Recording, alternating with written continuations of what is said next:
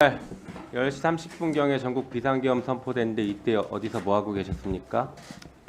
제가 지난 금요일에도 말씀드린 것처럼 저는 이제 그 전에 자다가 12시 한 30분쯤에 연락을 받고 그때 바로 법원에 나와서 이제 12시 50분쯤 도착했습니다.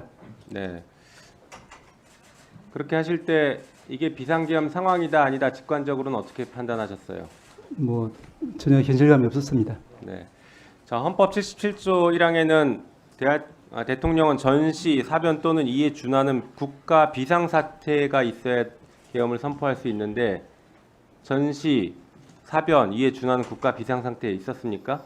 다시 말씀드리지만 전혀 현실감이 없었고 그 당시에 네. 사법부에서 그런 이제 상황 인식을 하지 않았다는 것은 금요일날 말씀드린 바와 같습니다. 네, 알고는 있습니다. 자, 그러면 이번 비상계엄 자체가 위헌이고 계엄법을 위반했다라는 것은 법원의 입장이라고 분명히 봐도 됩니까? 그렇게 답변을 드릴 수 없는 것은 잘 아실 겁니다. 재판 사항이기 때문에 저희들이 재판 주체가 되어야 되기 때문에. 좋습니다. 법원의 입장은 아니더라도 그렇다면 행정처장님의 개인적인 입장은 어떻습니까? 네, 그 말씀 드릴 위치에 있는 것 같지는 않습니다. 네, 뭐 조심하시는 건 알겠는데 지금 나라가 뒤집어질 뻔했어요. 한순간에 후진국으로 추락할 뻔했습니다. 이미 국제적인 신용도는 바닥을 치고 있는 상태이고 그런 상황에서 법원조차 여기에 목소리를 못 낸다는 것은 바람직하진 않은 것 같습니다. 법원도 이 사태에 대해서 명확하게 규정을 해야 됩니다. 재판은 재판이고 그게 아니라 사법행정 입장에서도 명확하게 규정해야 됩니다. 이것은 내란이다, 범죄다라고 명확하게 규정을 할 수 있어야 합니다. 그렇게 규정해 보시기 바랍니다. 한편 지금 영장과 관련해서 위법 수사 논란이 있을 수 있기 때문에 발부를 못했다라는 점을 고려해 달라고 답변을 하셨습니다. 그랬죠? 여러 군데 영장이 여러 수사기관이 청구한 것에 대해서 어느 수사기관에게 수사권이 있는지에 대한 고려가 필요하다고 했잖아요. 예, 그렇습니다. 이거 제가 진작부터 법원이 입장 정하라고 말씀드렸지 않습니까? 검찰청법 이미 개정돼서 6대 범죄에서 2대 범죄로 줄었으니까 법원이 빨리 위법 수사인지 아닌지 검찰의 수사권이 없는 범죄에 대해서 어떻게 처리할지 시행령을 저렇게 마구잡이로 늘렸을 때 법원이 어떤 입장을 취해야 될지 미리 좀 정리를 하시라고 그렇게 말씀드렸는데 이게 아직 정리가 안 돼 있다 보니까 이 중요한 순간에 영장을 기각하는 일이 발생하는 거 아닙니까? 법원 입장에서 이 부분에 대해서 좀 신속하게 입장을 정리하십시오. 그렇게 해야 될 것 같습니다. 지금은. 예, 지금 대법원에서도 고쟁점이 계류되어 있어서 검토 중에 있는 것으로 제가 확인하고 왔습니다. 네. 아무리 지금 재판 중이라고 하더라도요. 이 재판 중인 상황을 위헌적인 힘으로 눌러서 법원 재판도 다 찍어 누르려고 한 상태예요. 지금. 이런 상태에서 법원이 가만히 있으면서 재판 중입니다. 이렇게 얘기하시면 안 됩니다. 법원도 뭐 분명히 분노는 하고 계시겠죠. 하지만 그 분노를 법원에 맞게 적절하게 표시하셔야 됩니다. 침묵이 답이 아니에요. 자, 홍수처장님. 네. 조금 전에 잠깐 얘기했는데 검찰에게 직권남용죄 수사할 수 있는 것처럼 답을 하셨어요. 아닙니다. 공수처장님도 그건 똑바로 아셔야 돼요. 자, 검찰청법에서 제가 다시 말씀드려볼게요. 검찰청법은 6대 범죄에서 2대 범죄 줄이면서 부패 경제만 남겨놨습니다. 그리고 시행령으로 제한하는 것을 넣어놨는데 어떻게 했습니까, 검찰이? 그리고 이 정부가 어떻게 했습니까? 공무원 범죄에 원래 있던 것을 직권남용을 부패 범죄로 가지고 왔어요. 이것은 명백하게 상위법 위반입니다. 분명히 줄이라고 했고 당시 한동훈 법무부 장관도 헌법재판소에 재판 청구하면서 수사권이 줄었다 이렇게 얘기를 했어요. 그렇게 주장했습니다. 직권남용죄 수사권 자체가 없습니다.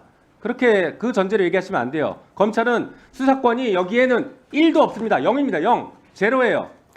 그 취지로 문제가 될 수 있다라고 제가 말씀을 드렸습니다. 알겠습니다. 자, 그리고 지금 이 사건은 민주주의의 적입니다. 민주주의의 적들이 출연했어요.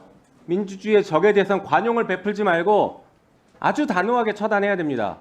그러기 위해서는 지금 당장 수사도 중요하지만 신병 확보가 아주 중요할 것 같아요. 동의하십니까? 지금 그런 부분에 있어서 한치의 동의하시냐고요? 신병 확보가 아주 중요하다는 것이에요. 네, 동의합니다. 네, 1분만 더 주시면 마무리하겠습니다. 자, 지금 내란의 수괴는 윤석열이고 그 수괴에 부하내동하고 동조했던 사람들이 많습니다. 그 사람들에 대해서 신속하게 신병 확보해야 됩니다. 동의합니까? 네, 네. 동의하시죠? 동의합니다. 네. 그럼 바로 옆자리에 앉아있는 저 내란범도 같이 구속해야 됩니다. 박성재 법무부 장관이 내란 공범이에요. 알고 계십니까? 알고 계세요? 지금 무슨 저희 이유로 그렇게 말씀하시는 답변하지 것 마십시오. 안 물어봤습니다. 내란범에게 묻지 않았어요. 조용히 하세요. 내란 공범입니다. 당장 신병 확보하세요. 지금 옆자리에 같이 앉아있을 사람이 아닙니다. 공수처장 하시겠습니까? 저희들 수사 열심히 하겠습니다. 네. 내란 공범 당장 수사하고 신병 확보하시라고요. 그리고 당장 출국 금지 요청부터 하십시오. 하겠습니까? 법무부 장관 출국 금지 요청했어요, 안 했어요? 뭐 수사 진행 법무부 상황에 장관에 대해서는 제가 대해서 했어요, 안 일일이 했어요? 말씀드리기는 좀 곤란합니다. 했어요, 네. 안 했어요?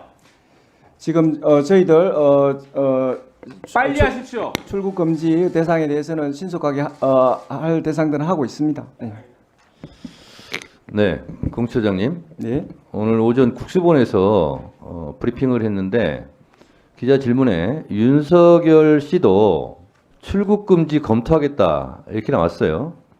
그러면 서로 지금 출국 금지라든가 이런 것도 경쟁이 붙을 수 있는데 공처가 진짜 수사 의지가 있다면 윤석열 내란 수괴 피의자 아닙니까? 내란 수괴 피의자가 국군 통수권자예요. 일단 출국 금지 조치부터 하고 그리고 해외 도피를 하면 자금이 있어야 될 거 아닙니까? 그럼 해외 송금을 할 수도 있어요. 스위스 계좌 이런데. 그래서 계좌 동결 같이 해야 돼요. 윤석열에 대한 출국 금지, 계좌 동결 이거 빨리 하세요.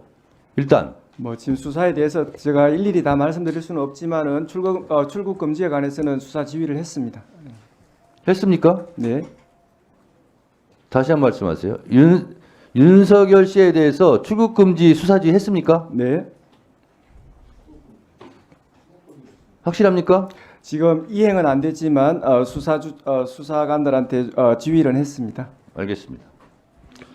다음은 박균택 의원님 토론하세요.